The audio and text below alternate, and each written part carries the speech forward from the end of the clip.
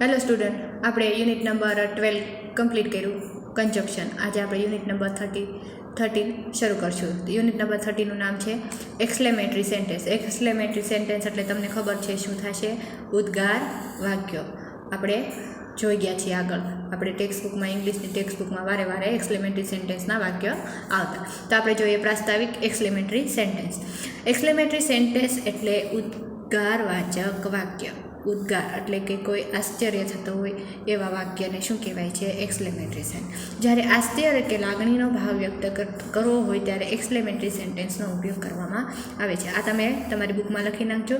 અને આ બીજું છે, જ્યારે આશ્ચર્ય કે લાગણીનો ભાવ વ્યક્ત કરતો હોય ત્યારે એક્સક્લેમેટરી સેન્ટેન્સનો ઉપયોગ થાય છે.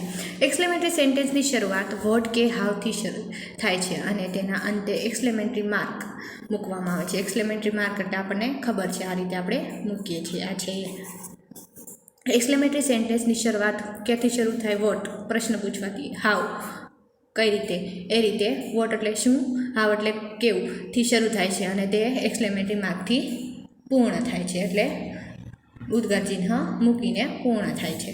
હવે જોઈએ ઉદાહરણ. What a beautiful flower rose is.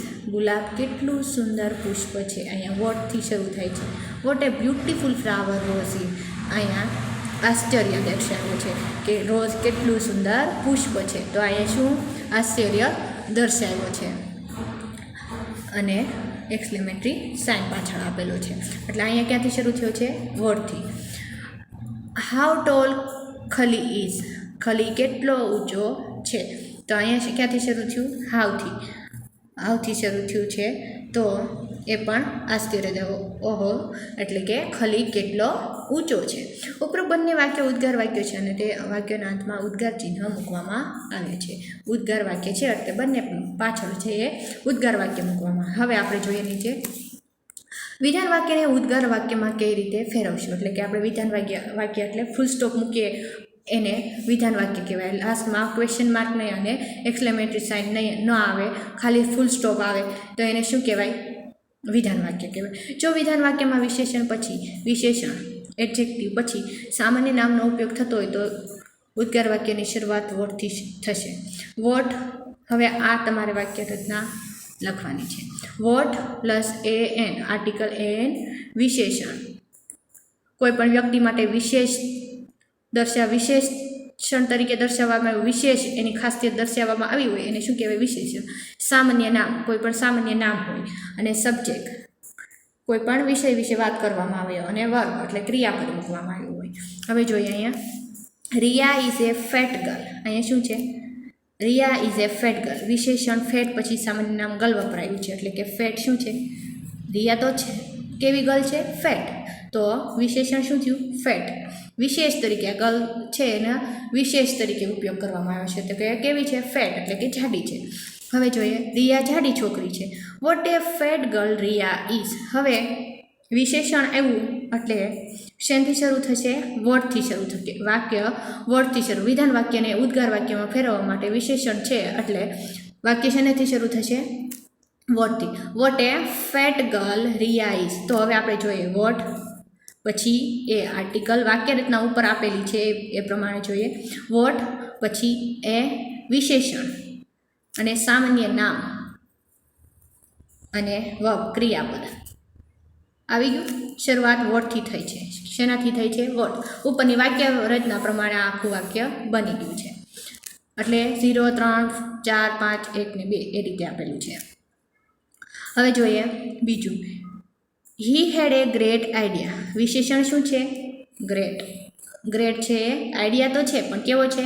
Great છે, સારો, સરસ છે.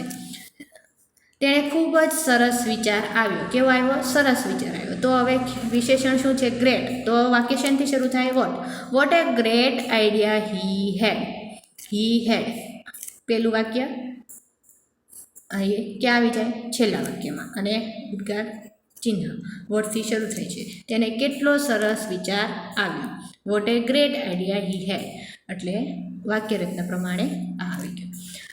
જો વિધાન વાક્યમાં વિશેષણ પછી સામાન્ય નામ ન હોય તો ઉદ્ગાર વાક્યની શરૂઆત હાવથી શરૂ. સામાન્ય નામ આપણે જોયું હતું, હી છે કે ગર્લ છે, કોઈ સામાન્ય નામ ના હોય તો વાક્ય શેનાથી શરૂ થાય? હાવ. હવે તમારે આ પણ તમારી નોટબુકમાં લખો. હાવ પ્લસ વિશેષણ અને સબ્જેક્ટ. હવે વિશેષણ પછી આપણે ઉપર વાક્ય વોટની વાક્ય રચના હતી એ અથવા એન પ્લસ વિશેષણ હતું, પણ અહીંયા હાવથી શરૂ થાય ત્યારે શું થાય? વિશેષણ પછી સબ્જેક્ટ. ડાયરેક્ટ સામાન્ય નામ નથી આપ્યું, સબ્જેક્ટ આપ્યું અને ક્રિયાપદ આપ્યું, વર્બ્સ. હવે આપણે એના ઉદાહરણ જોઈએ.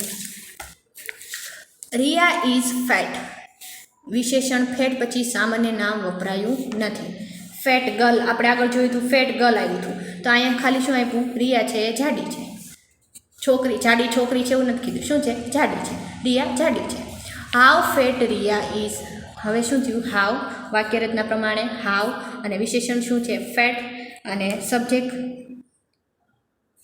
રિયા અને ઇઝ છે એ શું છે? ક્રિયાપદ. શરૂઆત હાવથી થઈ છે. રિયા કેટલી જાડી છે અને વાક્ય પૂર્ણ ક્યાં થયું છે? ઉદ્ગાર ચિહ્ન. The weather is pleasant. વાતાવરણ સુખદ છે. વિશેષણ શું છે? Pleasant. How pleasant the weather is. તો હાઉ વિશેષણ, પ્લીઝન્ટ, ધ વેધર એટલે સબ્જેક્ટ અને ક્રિયાપદ એટલે ઇઝ. વાતાવરણ કેટલું સુખદ છે. શરૂઆત છે નથી હાવથી થશે. એટલે કે વિશેષણ આવે અને સબ્જેક્ટ આપેલું હોય અને સામાન્ય નામ ના આપેલું હોય તો શેનાથી થાય? હાવથી. અને સામાન્ય નામ કોઈ આપેલું હોય તો શેનાથી? એ અથવા એન. અને સામાન્ય નામ આપેલું હોય તો શેનાથી શરૂ થાય છે? વર્ડથી શરૂ થાય વાક્ય રચના. જો વિધાન વાક્યમાં ક્રિયા વિશેષણનો ઉપયોગ થતો હોય તો ઉદ્ગાર વાક્યની શરૂઆત હાવથી થશે.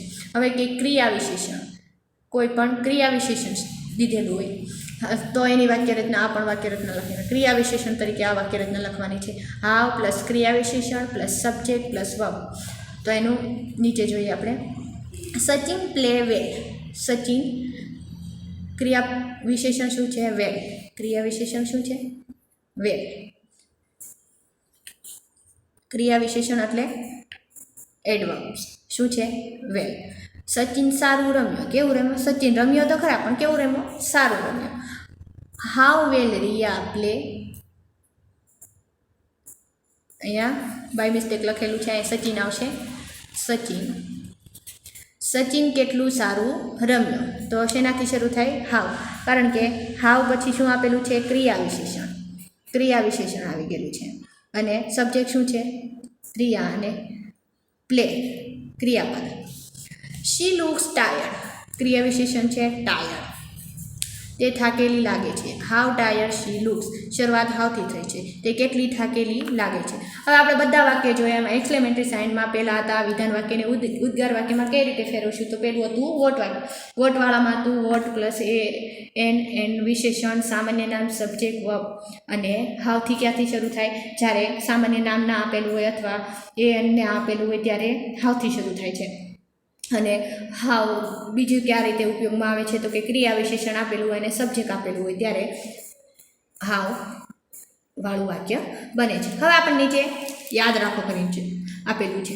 જો વિધાન વાક્યમાં રિયલી, વેરી, સો જેવા શબ્દ આવે તો ઉદ્ગાર વાક્યમાં તેને રાખવામાં આવતા નથી. હવે અહીંયા જોઈએ આ બધા શું છે? વિધાન વાક્યમાં ઉદ્ગાર વાક્યમાં તેને રાખવામાં આવતા નથી. એટલે કે વિધાન વાક્યમાં આ બધા શબ્દ આપેલા હોય, આ બધા શબ્દ આપેલા હોય તો એ ઉદ્ગાર વાક્યમાં ઉપયોગમાં નથી આવતા. એટલે આપણે ઉદાહરણ જોઈએ. She is very pretty. How pretty she is. અહીંયા વેરી આપેલું છે તો ઉદ્ગાર વાક્યમાં એમ ના આવે how pretty very she is, તો વાક્ય રચના આખી બદલાય છે. તો શું આવશે? How pretty she is. કેવી સુંદર છે તેણી. હવે જોઈએ ઉદ્ગાર વાક્યમાં અંતે એક્સક્લેમેટરી માર્ક, ઉદ્ગાર ચિહ્ન અવશ્ય મૂકવું. ઉદ્ગાર વાક્ય આપણને ક્યારે ખબર પડે? જ્યારે આ એક્સક્લેમેટરી સાઇન હોય તો જ ખબર પડે કે આ ઉદ્ગાર વાક્ય છે. એટલે એ ભૂલવાનું નહીં. હવે તમને અહીંયા પાછળ સ્વાધ્યાય આપેલો છે. સ્વાધ્યાય તમારે જાતે કમ્પ્લીટ કરવાનો નથી, પણ હું હોમવર્ક આપીશ એ તમારે જોઈને ફિલ કરી નાખવાનો છે ટેક્સ્ટબુકમાં. આપણે એક ઉદાહરણ જોઈએ. નીચે convert the following sentences into exclamatory sentence. નીચે આપેલા વિધાન વાક્યને ઉદ્ગાર વાક્યમાં ફેરો, એક્સક્લેમેટરી સેન્ટેન્સમાં ફેરો. Surbhi is a beautiful girl. How beautiful girl she is. અહીંયા શું આવ્યું છે? હાવ. શું આવ્યું છે? હાવ. કારણ કે બ્યુટીફુલ છે તો એ શું થયું? ક્રિયા વિશેષણ. તો બ્યુટીફુલ ગર્લ છોકરી, શી ઇઝ સામાન્ય નામ અને ક્રિયાપદ. આ રીતે તમારે બધા સેન્ટેન્સ ફિલ કરવાના છે. હું તમને હોમવર્કમાં મોકલીશ. Thank you everyone.